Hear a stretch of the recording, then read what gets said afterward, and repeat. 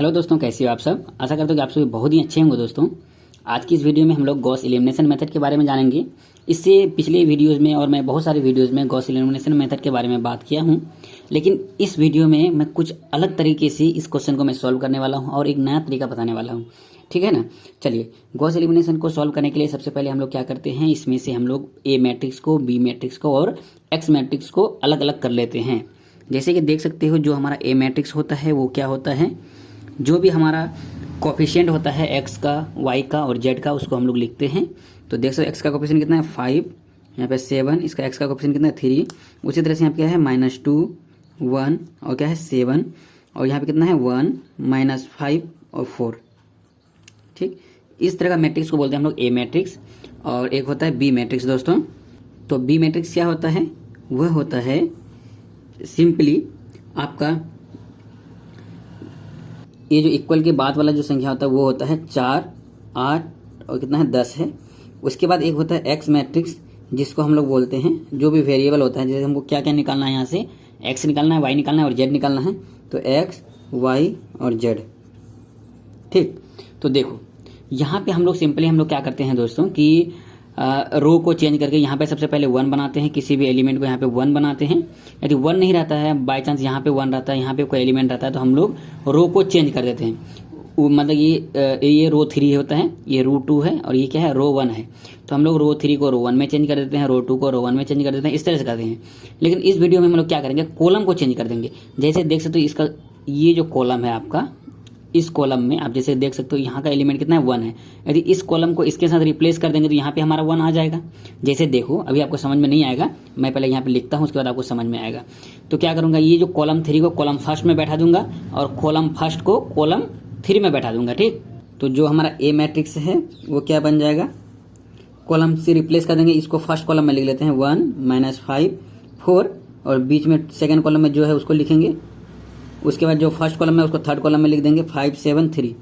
तो देखो इससे क्या होगा, जब हमारा आंसर निकलेगा ना, जो हमारा एक्स का जो मान आएगा वो बेसिकली जेड का मान होगा। क्योंकि देखो ये कॉलम, ये जो है हमारा जेड वाला कोफिशिएंट है। देखो जेड वाला कोफिशिएंट है, जेड वाला कोफिशिएंट है। जेड वाला कोफिशिएंट को हम लोग क्या कर दिया, फर्स्ट में बैठा दिए एक्स वाला के जगह पे। और एक्स वाला जितना भी मान था, जैसे देखो 5, 7, 3 एक्स वाला था, एक्स वाला को हम लोग क्या करेंगे जेड वाला के जगह बैठा दिए हैं, देख सकते हो यहाँ पे।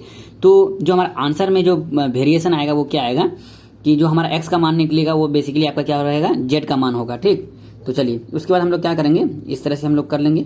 ठीक, उसके बाद हम लोग यहाँ पे निकालते हैं ए, इस तरह से कंजुगेटेड मैट्रिक्स जिसको बोलते हैं, कंजुगेट मैट्रिक्स बनाते हैं। जैसे क्या है यहाँ पे देखो कितना है 1, -5, 1, -5, 4, -2, 1, 7। उसका क्या है 5, 7, 3। इस तरह से हम लोग करते हैं। बी मैट्रिक को यहाँ पे अटैच कर लेते हैं। 4, 8, 10 है, तो 4, 8, 10 हो जाएगा। ठीक है ना। अब देखो, अब हम लोग क्या करेंगे, सिंपली हम लोग सबसे पहले जानते हैं, हम लोग इसको हम लोग क्या करते हैं 0 बनाते हैं। उसके बाद इसको 0 बनाते हैं, इसको 0 इसके थ्रू से हम लोग इसको 0 बनाते हैं, इसको 0 बनाते हैं। ठीक, उसके बाद इसको 0 बनाते हैं। क्योंकि जब भी हम लोग गॉस एलिमिनेशन मेथड में क्वेश्चन को सॉल्व करते हैं तो हम लोग ये जो डायगोनल आपका जो देख रहे हैं, डायगोनल के नीचे वाला सभी एलिमेंट को हम लोग क्या करते हैं 0 बनाते हैं। तो चलिए सबसे पहले हम इन दोनों को 0 बनाएंगे। किसके माध्यम से करेंगे, रो 1 के माध्यम से। तो यहाँ पे हम लोग रो 2 को 0 बनाने वाले हैं। तो क्या रो 2 कितना है -5 है, तो यहाँ पे लिखेंगे रो 2 + 5 × R1 लिखेंगे। ठीक, तो 5 × R1 लिखे। जैसे देखो रो 2 के जगह पे -5 देंगे, फिर +5 × R1 के जगह पे 1 है तो 1 देंगे, तो यहाँ पे क्या हो जाएगा 0 निकल जाएगा। ठीक है, ये हमारा 0 बन जाएगा। उसी तरह से जब हमको R3 में जब ऑपरेशन लगाएंगे क्या हो जाएगा, R3 में जब ऑपरेशन लगाएंगे तो R3 कितना है हमारे पास 4 है, तो हम लोग क्या लिखेंगे R3 - 4 × R1। तो R1 के जगह पे कितना है 1 है, तो यहाँ पे यदि हम लोग 1 लिखेंगे 1 × 4, तो 4 में से 4 जाएगा क्या हो जाएगा 0 बन जाएगा। ठीक, तो जैसे देख सकते हो यहाँ पे हमारा 0 बन जाएगा जब ऐसा ऑपरेशन लगाएंगे। तो चलो हम लोग लगा देते हैं इस तरह से सिंपली। तो किस में लगा रहे हैं, रो 2 में लगा रहे हैं और रो 3 में लगा रहे हैं, रो 1 में कुछ नहीं कर रहे हैं। तो रो 1 को जैसा भी एलिमेंट है हम इसको इस प्रकार से लिख लेते हैं। ठीक, रो 2 का एलिमेंट में ऑपरेशन लगाओ क्या हो जाएगा, यहाँ पे देखो यहाँ पे क्या हो जाएगा -5, R2 के जगह क्या है -5 + 5 × R1 के जगह पे कितना जाएगा 1 है, 1 लिखेंगे यहाँ पे। तो -5 + 5 बीच क्या बन जाएगा 0 बन जाएगा। ठीक, उसी तरह से इसमें लगाओ। ठीक है, देखो रो 2 में पूरे में लगाना है, तो रो 2 के जगह पे क्या रखेंगे 1 रखेंगे। तो रो 2 की जगह पे हम लोग 1 रख दिए। ठीक है, प्लस देखो रो 2 की जगह पे हम लोग 1 रख दिए, प्लस हो गया 5 यहाँ पे है तो 5 इंटू R1 की जगह पे हम लोग क्या रखेंगे, -2 है तो -2 रखो। ठीक, तो यहाँ पे क्या आ जाएगा 1 प्लस नहीं -6 हो जाएगा, 5 दूना 10। ठीक, तो यहाँ पे आज आपका आ जाएगा -9। तो दोस्तों यहाँ पे बहुत ज़्यादा गाड़ी चलता है ना, इसी वजह से माइंड मेरा कभी कभी ये हो जाता है, दिमाग से हट जाता है। ठीक, इसलिए कैलकुलेशन में यहाँ मिस्टेक हो गया है। तो देखो उसी तरह से अब हम लोग क्या करेंगे, यहाँ पे देखो 8 पे जगह पे आप यहाँ पे क्या रखना है, 7 रखना है। 7 प्लस 5 इंटू R1 की जगह पे कितना है 5 है तो 5 लिखो, तो कितना हो जाएगा 7 प्लस 5 5 25। ठीक है, 25 आपका क्या हो जाएगा 32 निकल जाएगा, तो आपको यहाँ पे 32 लिखना है। ठीक, उसी तरह से यहाँ पे 8 रखोगे, 8 की जगह पे 8 रखो, 5 इंटू R1 की जगह 4 रखोगे तो आपका यहाँ से निकल के आ जाएगा आपका 28। ठीक, उसी प्रकार से दोस्तों क्या करेंगे, R3 में लगा रहे हैं ऑपरेशन ना, तो R3 का सभी एलिमेंट को रख के देखेंगे। तो R3 की जगह पे क्या है 4 है, तो यहाँ पे 4 रख के देखो, 4 - 4 इंटू R1 की जगह पे 1 रखो। तो जब 1 रखोगे तो आपका जो मान यहाँ पे आएगा 0 आ जाएगा। उसी तरह से आप क्या करोगे, 7 यहाँ पे रखो, -4 इंटू R1 की जगह पे क्या है -2 है, तो आप यहाँ पे -2 रखोगे तो आपका यहाँ से मान निकल के आ जाएगा 15। उसी तरह से यहाँ पे आएगा आपका -17 आ जाएगा, और यहाँ पे आ जाएगा आपके पास -6।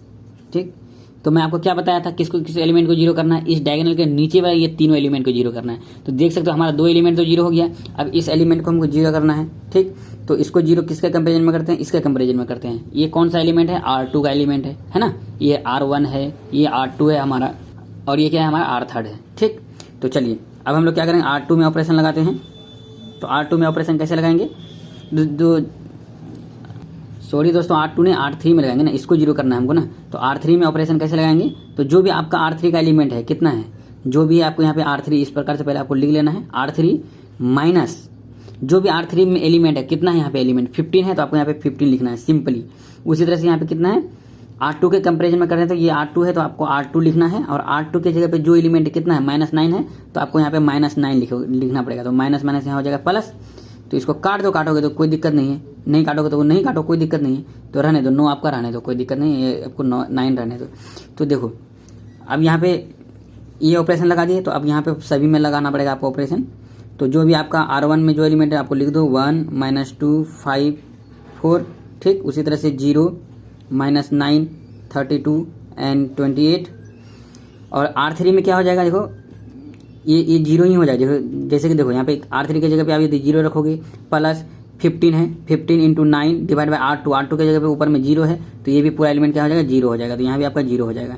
तो यहाँ पे आप रख के देखो, R3 की जगह पे 15 रखे देखो, फिर प्लस 15 डिवाइड बाई 9 हो जाएगा इंटू R2 की जगह पे कितना है -9, तो -9 रखो, तो यहाँ से यहाँ कट जाएगा, तो यहाँ बच गया -1 प्लस 15 -15, तो आपके यहाँ भी 0 हो जाएगा।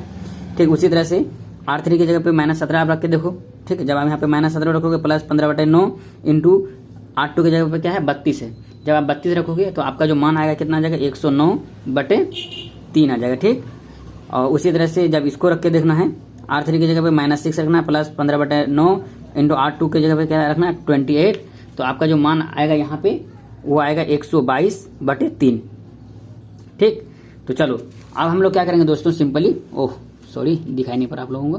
तो अब क्या करेंगे हम लोग, सिंपली देखो यहाँ पे मान निकालेंगे। देखो ये हमारा कौन सा एलिमेंट था, हम आपको पहले ही बताए थे, ये इधर वाला जो है हमारा क्या है एक्स का कोफिशिएंट वाला है, ये हमारा वाई वाला है, और ये हमारा क्या है जेड का है। क्योंकि देखो जब हम लोग लिए थे स्टार्टिंग में लिए थे तो इसको एक्स वाला टर्म लिए थे, यहाँ पे देख सकते हो, ये वाई वाला लिए थे और ये जेड वाला लिए थे। ठीक, लेकिन हम लोग क्या किया, यहाँ पे रिप्लेस कर दिए थे, जो हमारा एक्स वाला टर्म था उसको थर्ड में कर दिए थे जेड में, और जेड वाला को क्या कर दिया था हम लोग एक्स वाला इसमें कर दिया था। देखो रिप्लेस कर दिए ना, तो हमारा यहाँ से जो मान निकलेगा, ये जो मान निकलेगा यहाँ से किसका मान निकलेगा, ये एक्स का मान निकलेगा। ठीक है, तो यहाँ पे हम लोग लिखेंगे 109, कंफ्यूज नहीं होना दोस्तों, यहाँ पे ये एक्स का मान निकलेगा, क्योंकि हम लोग कॉलम चेंज किए थे।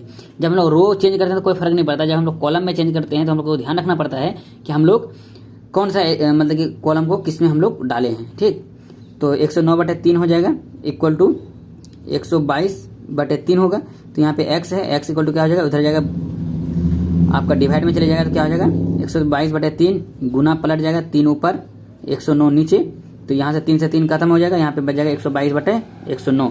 तो ये आपका क्या हो गया दोस्तों, यहाँ से आपका x का मान निकल गया। ठीक, अब y का मान हमको निकालना है, और यहाँ से y और x का मान यहाँ दिया हुआ है, z का मान यहाँ पे 0 दिया हुआ है। ठीक है, तो चलिए हम लोग निकालते हैं सिंपली। आप इसको देख लो क्या है यहाँ पे -9 क्या हो जाएगा, यहीं पे निकालते हैं। यहाँ पे क्या है -9y है, ये -9y है, ठीक। फिर प्लस आपका क्या हो जाएगा 32, ये कौन सा कॉलम है, एक्स वाला कॉलम है, ठीक है।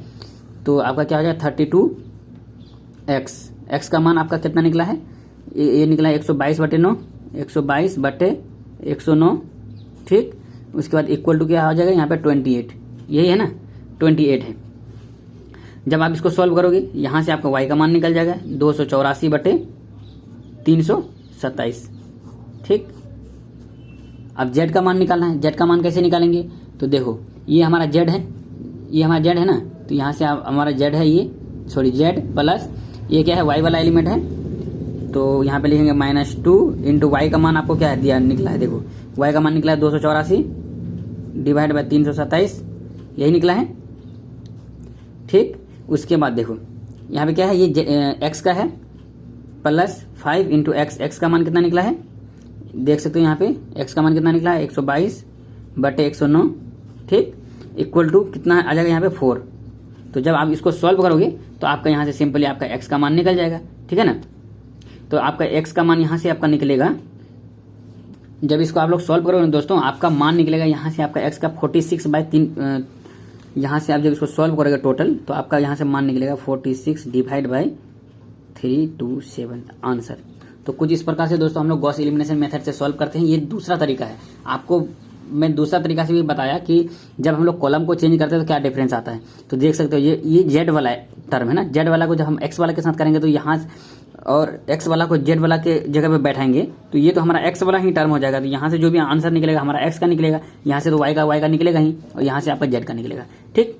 तो आशा करता हूँ ये वीडियो आपको बहुत ही बेहतरीन लगा होगा। यदि अच्छा लगा तो please like share and subscribe जरूर करना। मिलते हैं हम लोग नेक्स्ट वीडियो में, तब तक के लिए जय हिंद जय भारत।